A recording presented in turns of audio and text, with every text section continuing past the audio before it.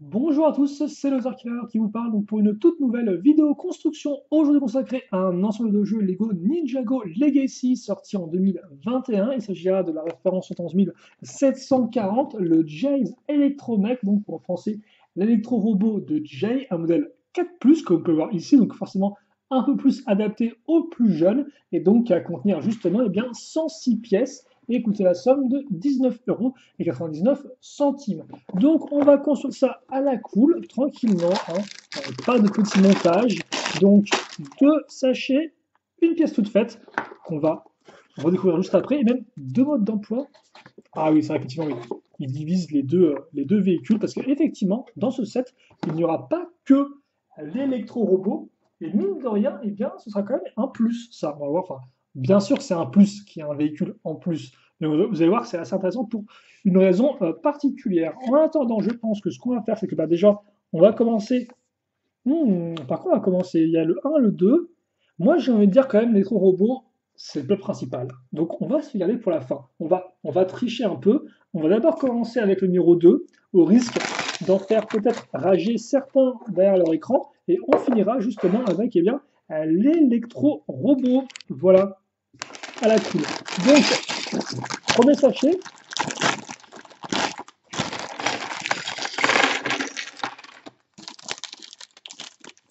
Alors, hop là, comme ceci.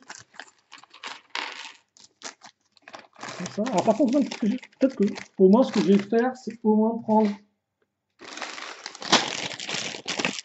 la figurine de Jay quand même, pour pas ensuite qu'on ait à nouveau à changer la caméra, etc., la mise au point. On va mettre ça ici. Ouais, ça doit être 4+, hein, il y a quand même quelques petites pièces ici et là. Hop là. Alors, hop, ça revient ici. Ok. Donc, commençons avec nos figurines. Voilà, j'ai un peu de bazar sur le bureau. Hop là. Pas très très professionnel tout ça. Alors, au niveau des figurines déjà, hop, hop, hop. Alors, est-ce qu'il a une arme ou pas, le Jay? Est-ce qu'il a qu'une arme? Il vient sans arme. Ok. Donc, on va retrouver la version Legacy 2020 du personnage. Donc, bien sûr, qui est inspirée de sa version tournoi des éléments. Hein, sa tenue tournoi, voilà. Sauf que, effectivement, contrairement aux versions effectivement 2019, 2020 tournois qui ont la coupe de cheveux et une sorte effectivement de ruban, de bande devant la bouche, là on aura la cagoule Legacy directement. Voilà. Hein, comme je disais, donc une sorte un peu de mix entre les deux. Pourquoi pas? C'est propre. Par contre, il n'y a pas d'arme qui vient avec cette figurine de Jay. Elle sera entre guillemets toute nue comme ses bras. Et au niveau des méchants, eh bien, on va avoir une figurine d'un cultiste Anacondrail qu'on connaît bien, vu qu'en effet, on l'a déjà eu deux fois en début d'année dans les modèles, entre guillemets, traditionnels, donc les boîtes de jeux qui ne sont pas 4+. Hein. D'ailleurs, je crois que c'est quoi? C'est 7 ou 8+ les boîtes de jeux de Jago de base, ou c'est même 6+, je me souviens plus du tout, l'âge. Il s'agit en effet bien de Aizor. Donc Aizor, hein, un peu un des commandants de l'armée de Shen, de ces cultistes, effectivement, et non pas de ces culturistes, même s'ils sont un peu musclés, c'est pas le même délire. Et donc effectivement, Aizor, qu'on a déjà pu retrouver dans deux modèles, hein, le tournoi des éléments qui coûtait, je crois, 30 € si je dis pas de bêtises, ainsi que dans l'avion de Cole, qui lui coûtait 40, si je ne me trompe pas, 30 et 40, si je ne m'abuse au niveau, effectivement, des prix. Et donc lui viendra avec effectivement la même arme qu'il y avait déjà dans les modèles, dans ces deux modèles-là, à savoir sa lame un peu abîmée. Ah non, est-ce qu'il avait ça ou est-ce qu'il y avait autre chose? Je me souviens qu'il avait une arme qui faisait plus penser au Skullkin qu'au cultiste, mais je pense que c'est celle-ci, je ne suis pas entièrement sûr. En tout cas, notre monsieur vient avec un petit scorpion bleu foncé, et ça, par contre, effectivement, c'est plutôt cool parce que je pense que c'est relativement rare. Enfin, c'est relativement rare. Il y en avait à l'époque du thème Pharaoh's Quest, un thème égyptien avec des explorateurs. Et je pense effectivement qu'il n'y en a pas vraiment eu trop depuis. Et donc ça peut être une façon pour un designer de mettre de la remise. Parce que oui, ça, généralement, c'est ça qui est assez rigolo, c'est que les designers, des fois, ils essayent de mettre des pièces dans des nouvelles couleurs ou des couleurs assez peu utilisées. Et des fois, ils le font exprès très clairement. Et donc là, je pense que le petit scorpion qui va avec, c'est genre pour ça. C'est vraiment en mode, bah, tiens, on va mettre un scorpion pour la jouabilité, autant le mettre en bleu foncé. En tout cas, je pense, hein, je ne me sens pas qu'il soit si commun que ça en bleu foncé. Ça se trouve, je raconte n'importe quoi depuis 10 minutes. Mais c'est pas grave, parce qu'effectivement, maintenant, on va pouvoir passer à la construction. Et oui. Donc, la construction, et attention, ça c'est absolument incroyable, car en effet, on aura affaire à un véhicule pour les anacondrailles, les cultistes anacondrailles, de pas dire parce que anacondrailles c'est les serpents. Et ça, bah forcément, on n'avait pas vraiment eu depuis 2016, si je, 2017, non 2016, avec le jour des âmes disparues. Donc effectivement, on avait eu un véhicule pour chêne, c'était son espèce de Chenosaurus Rex, une espèce de robot dinosaure avec son gros trône mis dessus. Euh, C'était la dernière fois qu'on avait un véhicule Anaconda. Et c'est vrai que de base, le thème Legacy ne propose pas vraiment de véhicules pour les méchants. On a des fois des constructions et pas vraiment des véhicules pour ces derniers, hormis, étrangement, dans les modèles 4+, où pour des besoins, je suppose, peut-être de créer des éléments de jeu, des scènes de bataille, d'affrontement, eh bien, les méchants ont droit des véhicules. C'était le cas effectivement l'an dernier avec les serpents, donc beaucoup de pièces lisses, comme vous pouvez voir, avec les serpents, et donc ce sera aussi le cas ici maintenant avec les cultistes. Donc c'est plutôt cool, parce que déjà ça permet pour les gens qui n'ont jamais eu de cultistes anacondrailles, qui sont d'abord, je vous rappelle, sortis dans la vague du tournoi des éléments, encore celui-ci en 2015, et bien pour cela, ça leur permet d'avoir un petit véhicule à leur couleur, quoi. Alors certes, effectivement, contrairement aux véhicules, parce que là encore, il n'y avait pas non plus des masses de véhicules à l'époque, il ne faut pas non plus croire qu'il y en avait genre des 100 et des 1000. Dans mes souvenirs, honnêtement, les véhicules anacondrailles, il y en avait genre 3, je dirais. Si je ne m'abuse, vous aviez effectivement une sorte un peu de buggy avec des grosses lames à l'avant. Vous aviez l'hélicoptère de chaîne et vous avez aussi un modèle promotionnel qui est une sorte un peu de petit robot, de petits walkers. Donc il y a un modèle promotionnel bien sûr en sachet et je crois que c'est tout pour leur véhicule, si je ne m'abuse. Ils avaient une structure, hein, le temple Anacondrail. Oh, donc comme vous pouvez le voir, ça, c'est parfait. Ça va pile poil bien délimiter en termes de design la roue, les deux pièces de couleur, les pièces lisses, excusez-moi. Attendez, je fais ça, mais je suis pas sûr que les roues, c'est pas pour tout de suite. Les roues, c'est pas pour tout de suite. Pour l'instant, il y a une seule roue et elle tourne bien, hein. C'est vrai que généralement, pour ces pièces-là, on utilise une pièce 4x4 avec un système de cran pour vraiment pouvoir un peu orienter euh, la pièce cylindrique comme on l'entend. Ce n'est pas le cas. Ce n'est effectivement pas le cas ici. On va retrouver par contre la pièce de missile qui avait justement été introduite en 2020, si je ne m'abuse, qu'on avait déjà dans le véhicule des serpents que j'ai mentionné un peu plus tôt. Et donc on va retrouver ça, c'est vraiment un gros lance-missile, hein. C'est le gros lanceur à ressort avec un gros bouton pressoir, des accroches effectivement techniques. Alors c'est super rigolo parce que comme on peut voir, il y a un trou qui passe dans le centre du truc, mais ça marche quand même le missile. Et ça, je crois quand même qu'ils ont mis beaucoup de temps à le designer, parce qu'il y avait sur un site de fan Lego, il y avait une interview justement avec une des personnes qui s'occupe justement bien, de designer des nouvelles pièces. Il expliquait pourquoi on pouvait avoir besoin de nouvelles pièces, qui en faisait la demande, comment ça fonctionnait en termes de processus. Et il parlait justement de ce lanceur-là, si je ne dis pas de bêtises. Et il me semble qu'il disait que ça avait pris quand même pas mal de temps à designer. Je peux me tromper, mais il me semble que c'était ça. Et je peux comprendre pourquoi effectivement ça a mis autant de temps à être inventé, vu un peu comment ça fonctionne. On va assembler nos roues. Alors je me suis dit, je vais parler un peu de ma live de tout à l'heure, et pas forcément du véhicule, mais comme on peut voir, c'est une sorte un peu de petit char, voilà, de petit char avec un lance-missile. Et je pense honnêtement qu'on va arriver à la fin, parce que, bah voilà, en fait, on va mettre la roue. Après, on va mettre le méga missile. Alors je vous rappelle par contre que ça lance extrêmement violemment, je crois. C'était à faible distance, mais en tout cas, voilà, faites attention où vous le lancez, hein.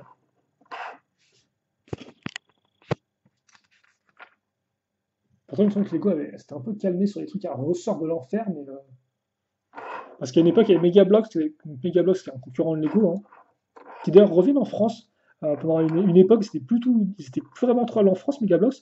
Maintenant, ils reviennent en France avec leur modèle Pokémon, d'ailleurs.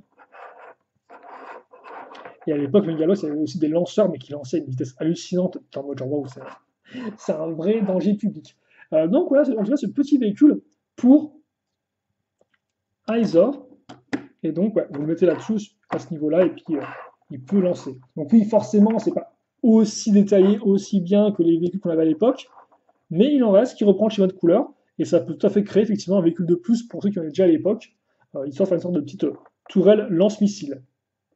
Même, c'est vrai que les attaques contre elle, je les verrais plus avec un projectile qui fait un peu plus, comment dirais-je, qui fait pas aussi, entre guillemets, propre, quoi. Un truc, entre guillemets, un peu fait main, ou je ne sais pas. On passe maintenant à une structure. Ça, c'est plutôt cool avec ce 7.4+, c'est qu'on a une grande diversité de constructions. Donc on a vraiment, par contre, 20 euros.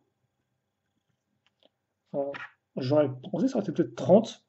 Parce que généralement, les 7.4+, ils ont beau par beaucoup de pièces, ils ont des grosses pièces, et donc ça veut dire qu'effectivement, c'est relativement cher, en fait. Par rapport un peu, des fois, au temps de construction, vous avez l'impression de vous faire un peu bananer.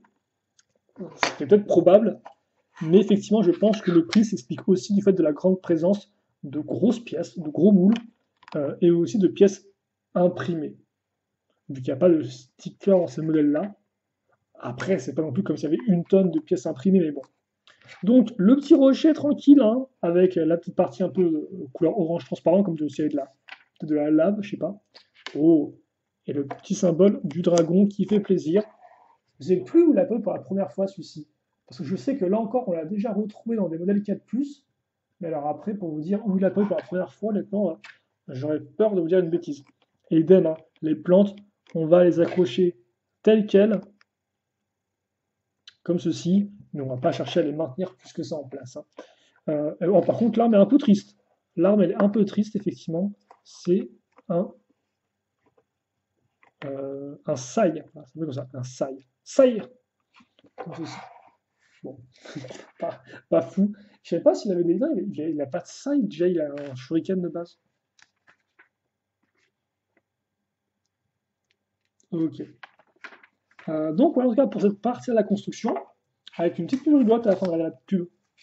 Reconstruit le monde, avec le coup d'échappement qui crache en arrière. C'est rigolo, hein. Bon, je sais pas, moi je trouve ça marrant. Moi, ça me fait sourire. Donc, je partage. Ok. On va donc enchaîner maintenant avec la construction du robot, donc de l'électrodac. Donc, évidemment, ça, c'était un véhicule original, hein. Car effectivement, on est face à un modèle Legacy. Donc, Legacy, je vous rappelle, le concept, ce sont effectivement des réinventions, des réimaginations de vieux modèles Lego Ninjago sortis il y a quelques temps, mais remis un peu au goût du jour, ou même des fois carrément un peu changé, un peu modifié, un peu réinterprété.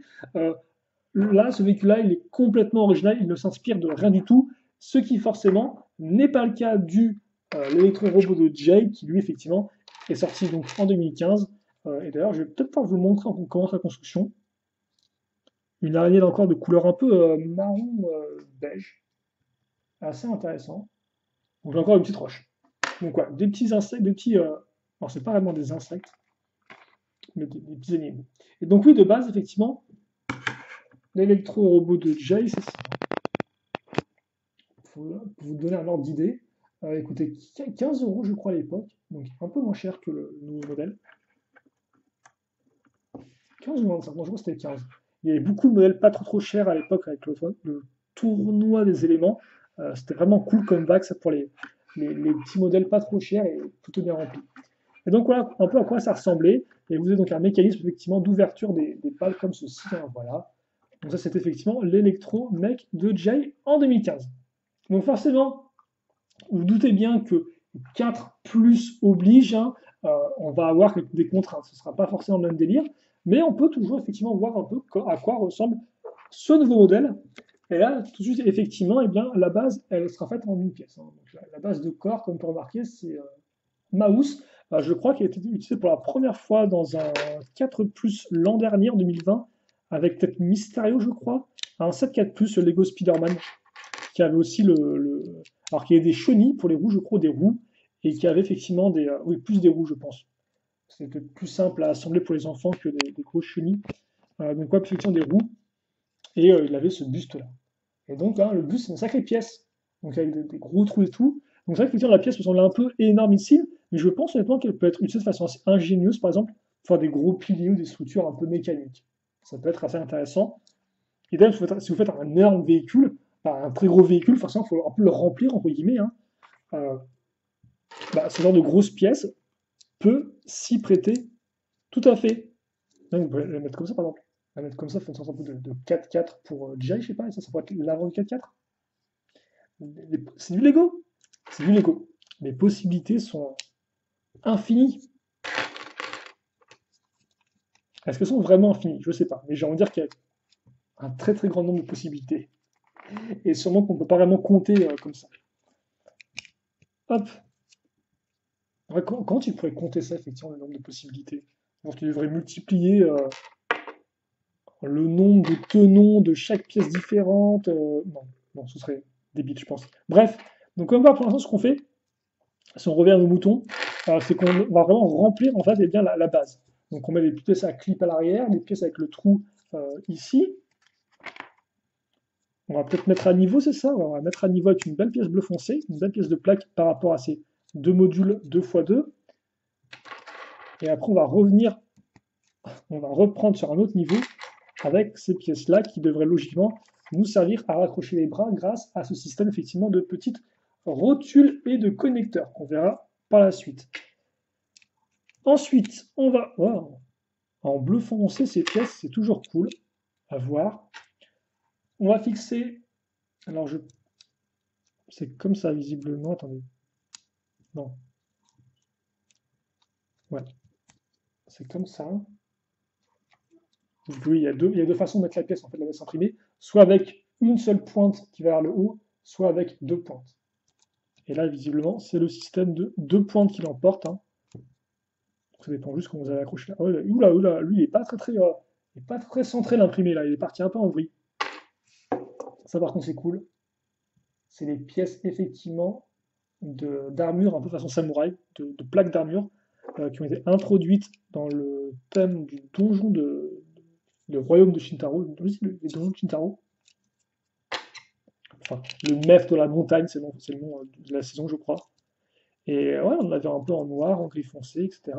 Là, effectivement, elle débarque en rouge aussi, et elle débarque en bleu foncé. C'est très cool, c'est vraiment une belle pièce. Ensuite, donc, on va fixer sur la 2x3 ces pièces-là.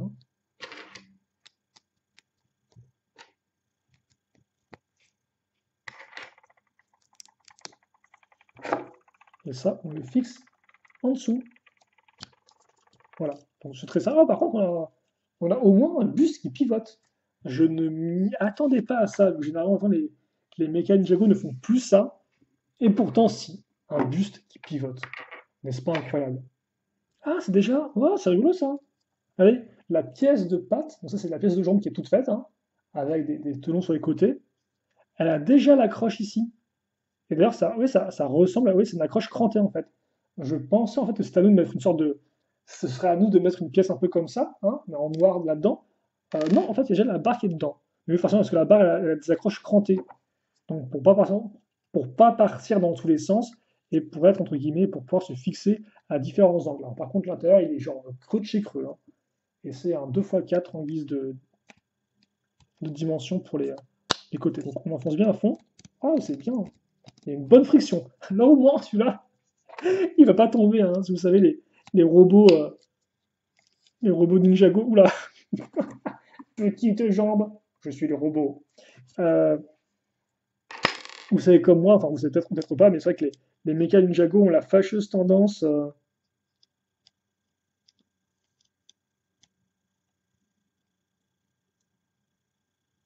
On va mettre ça comme ça. Hein. Ah non, j'ai l'impression que c'est genre. Ouais, comme ça. Les méca Ninjago ont la fâcheuse tendance à être limités en termes d'articulation, que forcément, comme ils sont gros, il faut éviter qu'ils tombent.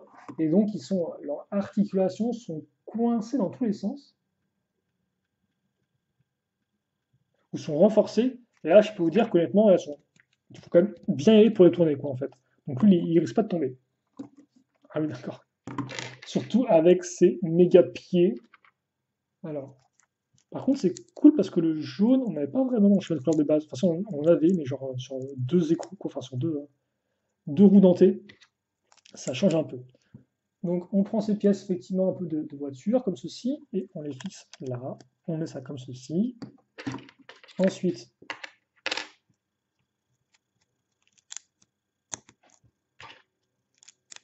on fixe ça comme ça.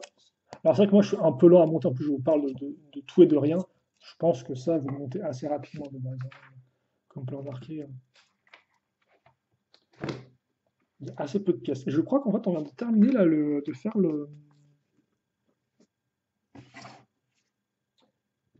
la base du mecha. Donc on a fait le corps et les jambes. Et donc maintenant on va faire les bras. Alors les bras, on va les faire avec cette pièce de carlingue 2x6, on va fixer dessus. Oh, chouette ça. La petite pièce avec de piliers avec les stries en doré. C'est toujours top ça. C'est pas forcément nouveau, mais ça reste top. Et tant que c'est top, c'est ce qui compte.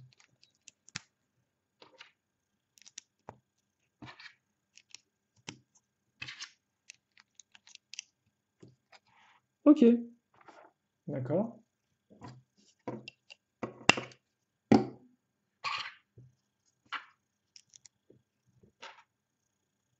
Bon, donc l'autre bras sera un peu différent, on peut remarquer. Vu qu'effectivement on aura une accroche non pas à clip, mais une accroche avec un trou.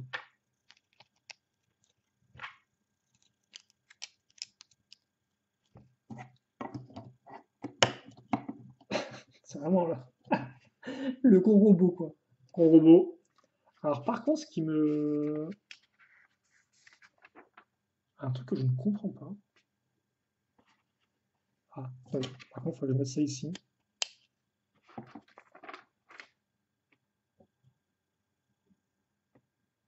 Ah, non. Non, bon, d'accord, ok. Honnêtement, là, il y a un truc que je ne comprends pas. Bah, c'est pas grave. Pourtant, ça semble facile à comprendre, et pourtant, il y a une énigme là que je ne me. Alors, par contre, on va peut-être mettre là. Le katana est mis de façon un peu bizarre sur le mode d'emploi, on va le laisser bien droit comme ça. Voilà. Prends ton katana. Là, il va prendre effectivement sa forme. J'avoue, je ne sais pas ce qu'ils ont avec les mechas qui ont un gros shuriken au niveau du bras, mais ils n'arrêtent pas, hein. On a déjà eu ça effectivement avec le mecha de Lloyd, on l'a fait avec le mecha de Zayn, donc mecha de Lloyd 2019, mecha de Zayn 2021, et là on a lui, on a... Oula. Est-ce qu'ils ont trop produit de gros shurikens le matin devant casier dans tous leurs sets, dans tous leurs mechas, je ne sais pas, mais ça fait beaucoup rire.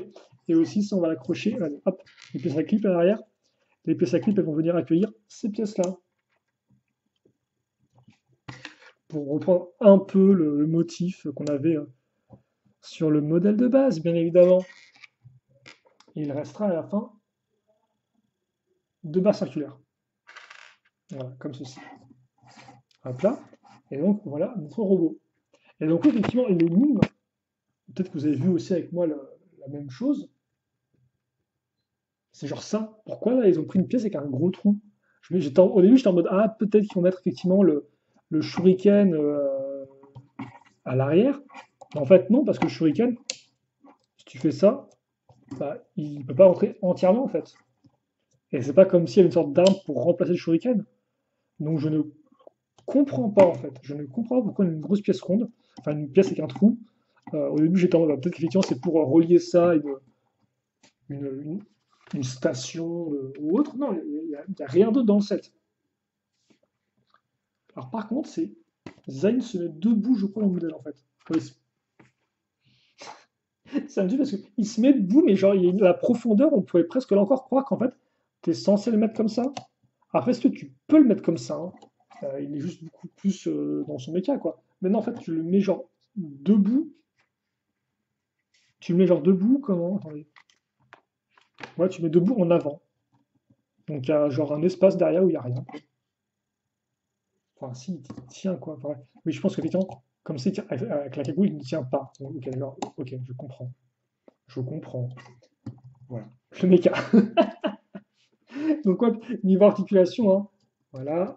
Ça, c'est libre. Hop, hop. Ça tourne. Ça rigolo par contre pour les enfants, je pense. Ça, il peut faire hélicoptère, c'est génial. Et après, donc, il est comme ça. Par contre, elle a encore à poser on ne peut pas le poser en fait. Genre, ça tourne, mais tu ne peux rien faire avec. C'est ça l'idée? Ah, attendez, est-ce que je peux le poser avec ses gros pieds? Non. Oh, peut-être une pose dynamique. Peut-être une, peut, peut-être une pose dynamique. Waouh. On peut faire des trucs. On peut faire quelques petits trucs. Donc voilà pour ce électro robot. Alors forcément, on a compris hein, que bah, oui, forcément, ceux qui auraient voulu un jouer remake, bah, peut-être qu'ils se sentent un peu eus, mais bah, vous devrez faire avec ça. Ou au pire, ne juste pas l'acheter. Mais après, non, enfin, le schéma de couleur fonctionne. Après, ça reste plutôt propre, je suppose. J'aime bien les épaulettes. Après, là encore, on n'est pas vraiment là pour faire la review. Là encore, le modèle, je vais le regarder, je vais le remanipuler. Et après, je vous donnerai un avis définitif, bien sûr, sur le modèle. Mais honnêtement, pour 20 euros, si c'est bien 20 euros, ça m'étonne quand même. Si c'est bien 20 euros, je trouve le contenu franchement pas mal, quoi. Avec le méca, avec le petit pivot là, quand même, qui m'a. Je ne savais pas qu'il y avait un pivot à ce niveau-là. Donc, bien joué. Euh, mais effectivement, avec le pivot, avec le petit véhicule de Aesor qui est pas trop mal non plus, avec la structure, là encore, c'est un modèle qui me semble relativement complet, hein, des fois dans une construction vraiment intéressante, mais bien sûr, c'est normal, c'est un modèle 4+, donc ce n'est pas vraiment le but non plus. Euh, je vais faire tourner comme ça, en fait, je pense, hein, il n'y a pas vraiment besoin de faire sortir le plateau tournant, je pense que vous avez vu un peu à quoi ça ressemble. Et donc, bah écoutez, moi je vais mettre à tout ce petit monde tranquillement sur son véhicule, hop, et puis on va se quitter là-dessus pour cette petite vidéo de 25 minutes hein, sur ces modèles-là. Alors je me dis qu'effectivement c'est un modèle qui a... Là encore, quand on l'a vu arriver le modèle, c'était un peu en mode genre waouh, ok d'accord. Lego pourquoi? C'est pour certains la fameuse malédiction du 4+. Aïe aïe. J'en veux pour tous, hein. Et dites-vous qu'effectivement, si Lego fait ce type de modèle-là, c'est qu'ils doivent se vendre. Sinon, ils auraient arrêté depuis longtemps. Alors après aussi, le fait d'avoir un modèle comme ça n'exclut pas le fait d'avoir un vrai, entre guillemets, remake, un remake qui n'est pas 4+, d'ici quelques années. Par exemple, l'an dernier, on a eu le dragon de feu de Kai, donc inspiré de 2011, c'était en 4+, mais qu'est-ce qu'on va avoir cette année? Eh bien, en Legacy traditionnel, on aura effectivement le dragon de feu de Kai. Voilà. Bon, qui est quand même assez différent de l'original, mais c'est un beau dragon de feu, quoi. Là, c'est pas un petit truc et tout, c'est vraiment un beau dragon de feu qui va coûter un peu plus cher. Et là aussi, ce qui est plutôt cool, c'est que bah, les 4+, peuvent être intéressants pour ceux qui n'ont pas forcément beaucoup de moyens, et c'est pas un problème ni rien. Donc, c'est plutôt cool. Ils peuvent se permettre aussi ce petit Ninjago pour pas trop cher et quand même qui est relativement complet. Idem là encore, hein. Je pense par exemple au véhicule de le 4+ en Prime Empire avec Cole dedans. Cole était une figurine qui était un peu rare, il me semble, si je ne dis pas de bêtises. Genre vous pouvez l'avoir dans le temple, mais peut-être pas ailleurs. Bah, c'était cool quoi. Donc là encore, le 4+ a des beaux avantages. Et là encore, bah, moi je vois face à moi un modèle qui est quand même relativement complet. Bref, là encore, j'en reparlerai, j'en suis sûr, dans la vidéo review. En attendant, nous, on va se quitter là-dessus pour cette vidéo-là. Vous pouvez d'ores et déjà me donner votre avis sur le modèle, ce que vous en pensez, si vous l'avez acheté, si vous comptez l'acheter, sinon, effectivement, vous préférez éventuellement attendre la sortie de l'électro-robot, en version Legacy normale, peut-être un jour, je ne sais pas. Je ne travaille pas chez Lego, je vous le rappelle. Et puis voilà, on se quitte là-dessus, nous. Donc, passez une bonne journée, une bonne soirée, une bonne tout ce que vous voulez. Portez-vous bien, bien évidemment, et à la prochaine. Salut à tous et à toutes.